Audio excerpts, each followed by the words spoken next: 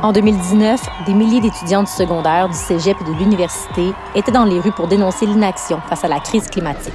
Je me souviens quand on m'a annoncé le chiffre, parce qu'il fallait que je le dise sur la scène, quand on m'a dit « Hey, on est 500 000 ». Nous leur avons donné la parole 5 ans plus tard pour savoir où ils en sont dans leur militantisme. Le mouvement écologiste de 2019, pour moi, c'était vraiment le momentum créé par Greta Thunberg puis l'initiation en fait des grèves pour le climat. En 2019, j'étais au cégep, puis ça a vraiment été un effet boule de neige où on est passé de très petit à très gros très rapidement. Les gens attendaient quelque chose qui se passe du genre, ça a été très spontané, puis un momentum, si tu veux, qui a pris feu rapidement. C'est un éveil, mais c'est surtout une façon où on comprend qu'en tant que jeune, on a un certain pouvoir agir.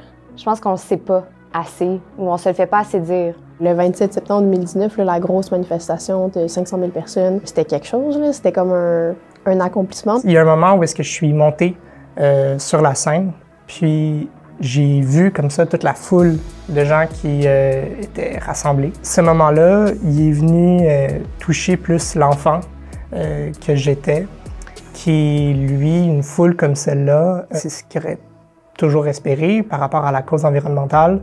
Quand on atteint un demi-million de personnes dans les rues, faut se réinventer. C'était 500 000 personnes qui se sont mobilisées pour une journée et ça ne veut pas nécessairement dire que le mouvement est fort si ces personnes-là ne s'engagent pas au quotidien. Puis je pense que la différence entre 2019 et maintenant, c'est que même si en nombre on est moins, notre force d'impact est beaucoup plus grande parce que ce sont des personnes qui s'impliquent au quotidien. Toutes les gens qui se sont impliqués en 2019, en tout cas en bonne partie, sont encore impliqués à de multiples endroits. Les gens se connaissent, s'organisent ensemble. Les gens se sont juste beaucoup plus retournés vers leur territoire respectif, j'ai l'impression. Puis la compréhension des luttes s'est complexifiée. Puis il y a des croisements qui se sont faits avec différents enjeux. Ça nous a fait évoluer aussi dans notre réflexion sur la manière dont on connectait cet enjeu-là à d'autres enjeux, notamment les enjeux autochtones, les enjeux aussi coloniaux. Quand on remonte l'histoire, en fait, les gardiens et gardiennes du territoire qui sont ici, les 11 nations autochtones, ont toujours fait ça. Puis quand on parle de transition socio-écologique ou du mouvement écologiste, c'est un combat qui est mené depuis des milliers d'années par les gardiens et gardiennes du territoire, puis qu'on vient contribuer à ça, mais qu'il n'y a rien de nouveau là-dedans. Je pense que c'est vraiment important qu'on comprenne que on s'en va dans un monde avec un réchauffement de 3 degrés, qu'on s'en va dans un monde qui fait face à la 5e extinction de masse, puis qu'on arrête de croire que les gouvernements vont nous sauver. On est dans un principe qu'il faut nommer les réels responsables.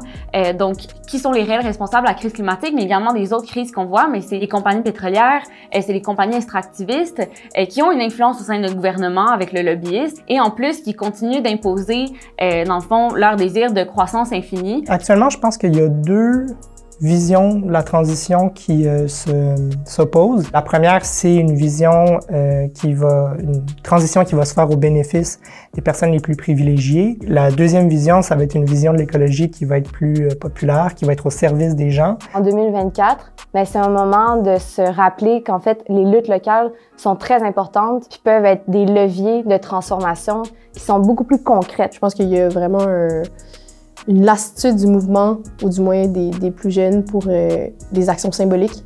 Tant qu'à organiser de quoi, on va s'assurer qu'il y a un impact, qu'il soit économique ou autre, que ça fasse mal. Je suis pas cynique, mais je pense qu'il faut apprendre à habiter la crise. C'est quand même beau de voir que les différentes luttes se décloisonnent, puis que les groupes se parlent un peu plus de manière horizontale. Pour moi, la suite, ça va être de continuer à me mobiliser au local. Ça va être de continuer aussi à réfléchir à des modes de vie alternatifs, à des modes économiques alternatifs aussi. Le militantisme, il m'a complètement transformé. Je suis passé d'une vision où est-ce que je me sentais seul avec cet enjeu-là, que maintenant je comprends que le futur est collectif. Je crois que militer, c'est pas juste un moyen pour arriver à une ligne d'horizon qui s'éloigne toujours. C'est aussi une fin en soi, dans le sens où ça donne un sens, puis ça contribue à nous permettre de mettre en action le monde dans lequel on veut vivre.